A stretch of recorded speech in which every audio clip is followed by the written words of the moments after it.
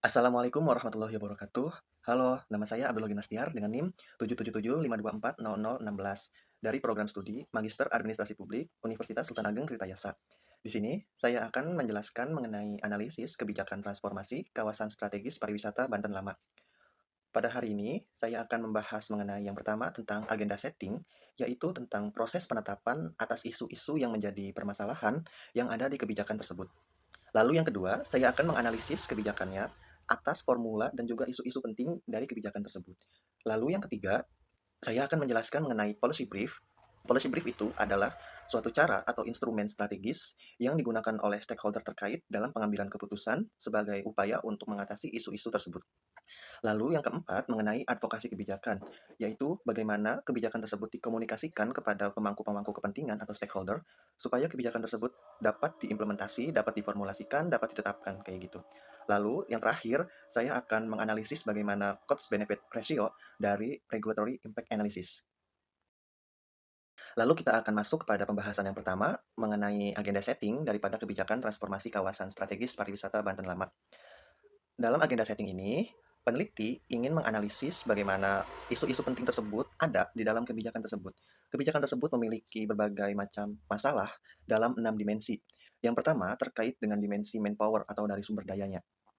Dalam aspek manpower ini, ada masalah di situ, yaitu yang pertama terkait dengan minimnya sumber daya manusia. Bukan hanya secara kuantitas, akan tetapi secara kualitas juga. Baik itu dari petugasnya maupun dari warga masyarakatnya yang masih minim terkait apa sih fungsinya dari Banten Lama itu, apa sih kebijakan-kebijakan ini, kayak gitu. Lalu yang kedua, terkait masalah yang ada di Manpower, yaitu lemahnya koordinasi antar stakeholder.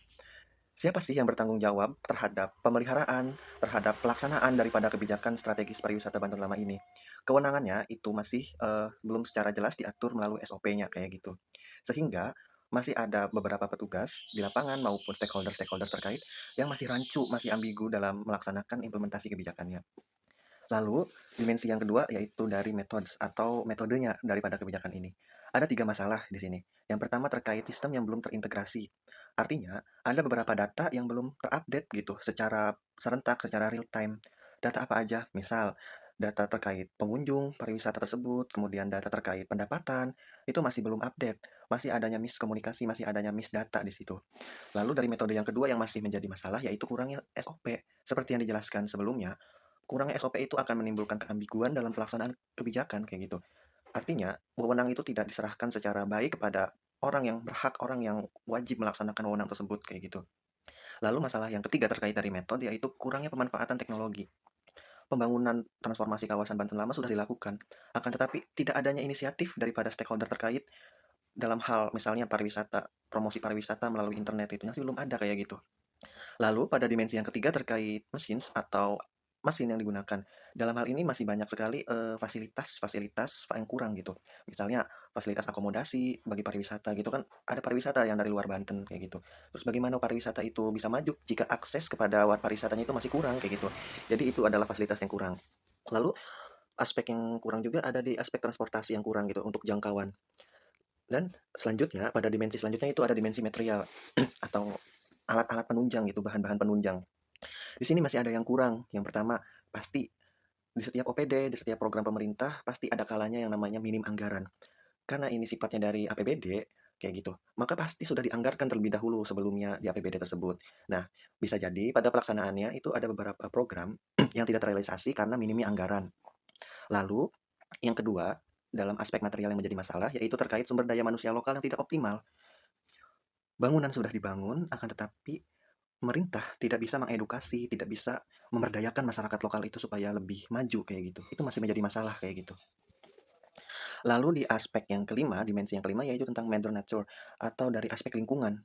Masih ada masalah di sini. Ada tiga masalah. Yang pertama terkait lingkungan yang kotor. Karena sumber daya manusia lokalnya itu yang tidak aware terhadap pariwisata Banten Lama gitu, terhadap ikon Banten Lama kayak gitu, terhadap fungsi tempatnya. Maka disitulah terjadi buang sampah sembarangan kayak gitu, tidak disiplin, sehingga jadi lingkungannya kotor.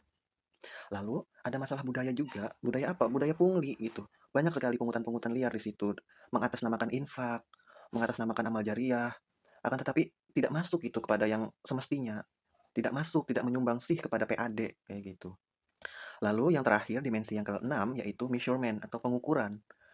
Ada 2 masalah di sini. Yang pertama, tidak adanya indikator kinerja yang jelas secara rinci. Indikator kinerja itu bukan hanya bagi pegawai, tapi bagi program, bagi pariwisata tersebut juga, kayak gitu. Sehingga nantinya, kalau misalnya sudah ada indikator kinerja yang jelas, itu akan lebih terarah. Pariwisata Banten Lama itu mau kemana arahnya, kayak gitu. Dan yang terakhir yaitu minimnya evaluasi. Tidak adanya evaluasi gitu, karena keambiguan tadi. Karena tidak adanya SOP, jadi tidak ada evaluasi di sini.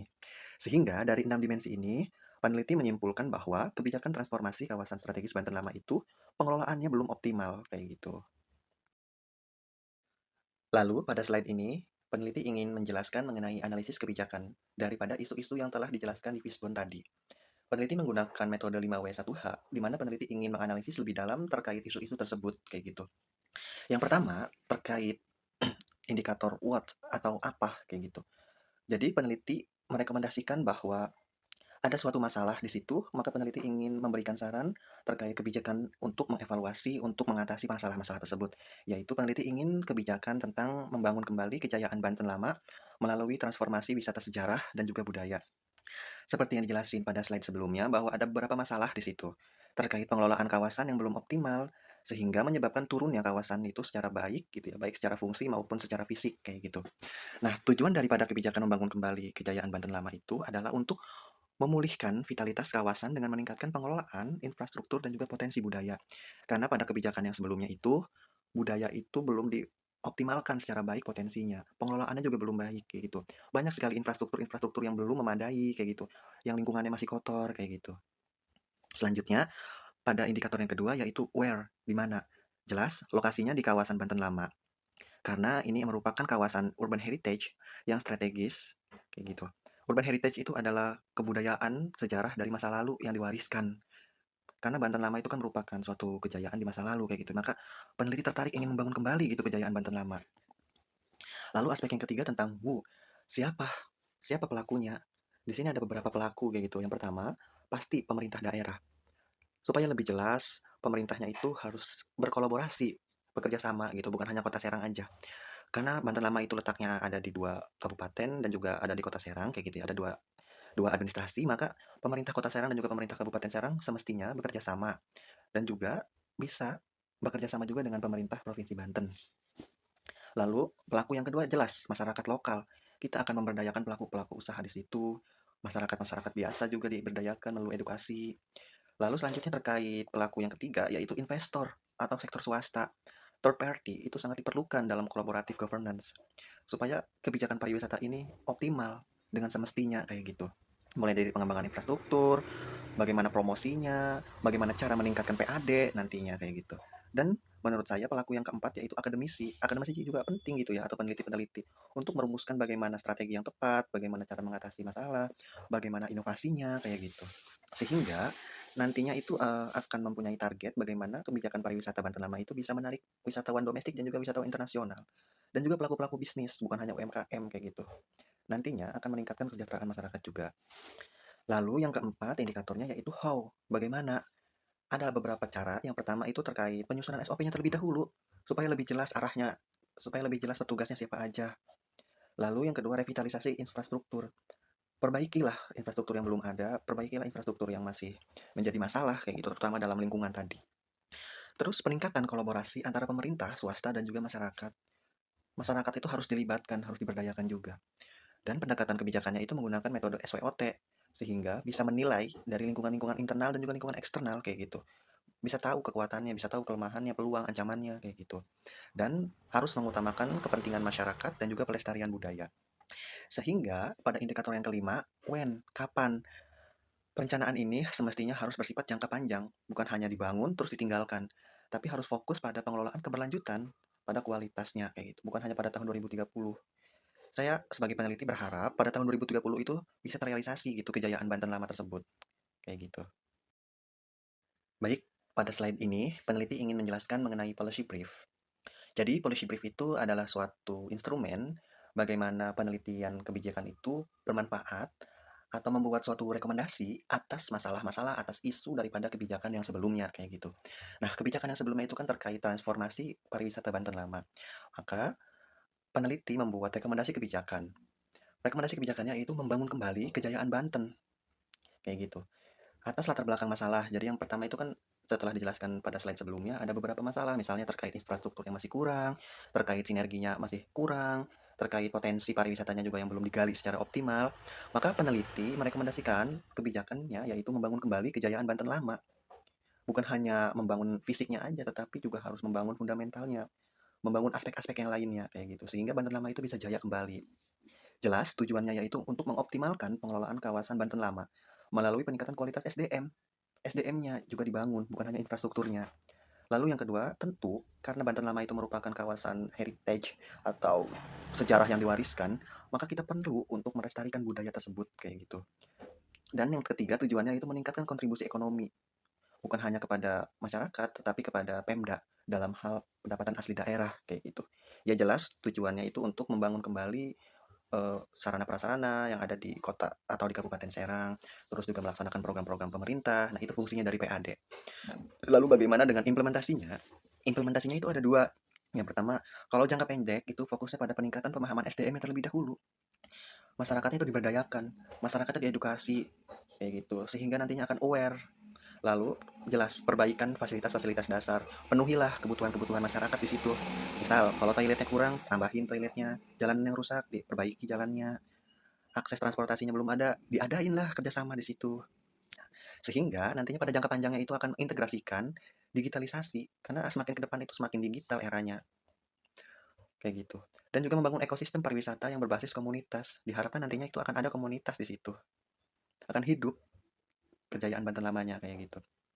Sehingga pada kesimpulannya, kebijakan transformasi kawasan Banten Lama itu adalah suatu cara untuk memanfaatkan potensi sejarah dan juga budaya gitu.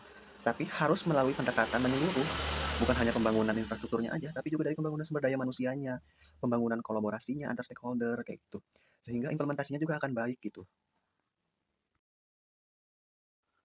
Baik, selanjutnya di sini saya akan menjelaskan tentang advokasi kebijakan dari membangun kembali kejayaan Banten Lama. Advokasi kebijakan itu adalah bagaimana penelitian kebijakan ini diadvokasi, dikomunikasikan kepada stakeholder terkait supaya input ini menjadi masukan kepada stakeholder terkait dengan harapan kebijakan ini akan diterapkan nantinya kayak gitu. Jadi, ada beberapa advokasi terkait kebijakan ini. Jelas yang pertama itu adalah public opinion, opini masyarakat, opini publik gitu. Dengan kita meningkatkan kesadaran masyarakat gitu ya melalui kampanye-kampanye di media maupun kampanye secara offline, itu akan menonjolkan nilai sejarah dan juga budaya di situ. Sehingga masyarakat itu akan merasa bangga bahwa saya ini adalah masyarakat Banten. Seharusnya Banten itu, kawasan wisata Banten lamanya kayak gini loh. Kayak gitu. Masyarakat itu akan aware gitu dengan adanya public opinion kayak gitu. Lalu yang kedua dengan adanya temu ilmiah. Universitas-universitas mengadakan seminar nasional kayak gitu. Bahkan seminar internasional dengan cara memperkenalkan bahwa di Banten itu punya kawasan heritage, punya kawasan sejarah, sehingga nantinya para akademisi, para budayawan, para komunitas sejarah itu akan memberikan rekomendasi gitu terhadap kebijakan ini.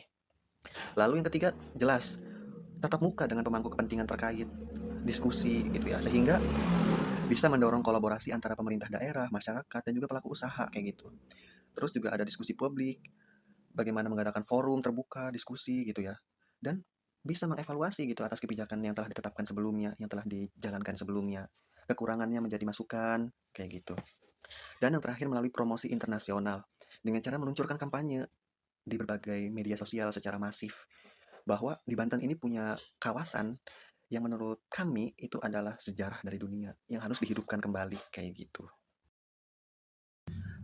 Lalu, pada slide ini, peneliti ingin menjelaskan secara sekilas terlebih dahulu sebelum lanjut ke cost benefit ratio. Jadi, cost benefit ratio itu merupakan suatu cara untuk memahami regulatory impact analysis. Secara definitif, regulatory impact analysis itu adalah proses yang digunakan untuk menilai outcome atau dampak daripada suatu regulasi atau kebijakan publik gitu yang sebelumnya udah dijalankan. Jadi peneliti ingin menilai dampaknya daripada kebijakan transformasi Banten Lama tersebut yang udah dijalankan. Nah, RIA ini atau Regulatory Impact Analysis ada dua cara. Yang pertama cost benefit analysis. Cost benefit analysis itu ya dengan cara membandingkan antara total manfaat dengan juga total biaya. Maka nanti di situ akan ada cost benefit ratio atau rasionya kayak gitu. Nah, selanjutnya ketika kita udah membagi antara total manfaat dan juga total ratio, nanti kan ada hasilnya. Jika cost benefit ratio-nya di atas 1, maka kebijakan tersebut itu memberikan manfaat yang lebih kepada masyarakat. Artinya kebijakan tersebut itu bermanfaat kepada masyarakat. Tapi kalau CBR-nya itu sama dengan 1, itu imbang antara manfaat dan juga biaya. Antara biaya yang dikeluarkan dan juga manfaat yang diterima itu imbang, tidak rugi dan juga tidak untung, kayak gitu. Tapi kalau misalnya CBR-nya itu di bawah satu, itu jelas rugi, karena biayanya lebih besar daripada manfaat yang diberikan, yang didapatkan, kayak gitu. Nah, pada slide ini, peneliti ingin menghitung bagaimana cost benefit ratio-nya pada kebijakan transformasi kawasan strategis pariwisata Banten Lama yang udah dijalankan. Peneliti mengestimasikan dari faktor biaya terlebih dahulu. Ada 3 biaya di sini. Yang pertama, biaya investasi awal. Ada pembangunan infrastruktur, itu peneliti mengestimasikannya sebesar 50 miliar. Terus ada biaya promosi, itu 10 miliar. Jadi, estimasi peneliti terkait biaya investasi awal itu ada di 60 miliar. Terus yang kedua, estimasi dari biaya operasional per tahun, mulai dari pemeliharaan infrastruktur, gaji karyawan, biaya lainnya. Nah, peneliti mengestimasikan total biaya operasionalnya itu 15 miliar. Lalu pada biaya yang ketiga, yaitu estimasi biaya lingkungan atau estimasi dampak negatif terhadap pembangunan di situ. Peneliti mengestimasikan sebesar 5 miliar. Lalu manfaatnya, peneliti ada dua. Pendapatan dari wisatawan per tahun. Anggaplah satu tahun itu ada sebesar 200.000 wisatawan. Dengan harga tiketnya per wisatawan itu sebesar 25.000. Dikalikan tuh, maka ada estimasi manfaatnya sebesar 5 miliar. Lalu manfaat yang kedua terhadap dampak sosial dan juga dampak budayanya. Ada pelaku-pelaku usaha di situ. Anggaplah dalam satu tahun itu mencapai 5 miliar juga. Nah, maka rumus cost benefit ratio itu adalah total manfaat dibagi dengan total biaya. Total manfaatnya kan tadi 10 miliar, total biayanya 80 miliar. Maka total cost benefit ratio-nya yaitu 0,125. Seperti dijelaskan sebelumnya bahwa ketika CBR-nya itu di bawah 1, maka kebijakan tersebut tidak untung. Artinya bahwa setiap rupiah yang diinvestasikan oleh pemerintah itu manfaatnya itu minus, kurang dari 1 rupiah. Sehingga peneliti menyimpulkan bahwa CBR pada kebijakan transformasi kawasan strategis Banten Lama itu tidak untung. Masih banyak itu ya total biayanya daripada manfaat yang diberikan, daripada manfaatnya. Kayak gitu. Jadi itulah CBR yang ada di kawasan strategis Banten Lama ini kayak gitu. Sehingga peneliti merekomendasikan kebijakan yang baru yaitu kebijakan membangun kembali kejayaan Banten Lama tadi dengan cara memperbaiki infrastruktur, memperbaiki kolaborasinya, memperbaiki SOP-nya, memperbaiki SDM-nya kayak gitu. Bisa hidup semuanya di segala aspek tadi. Jadi itu. Baik, pada kesimpulannya terkait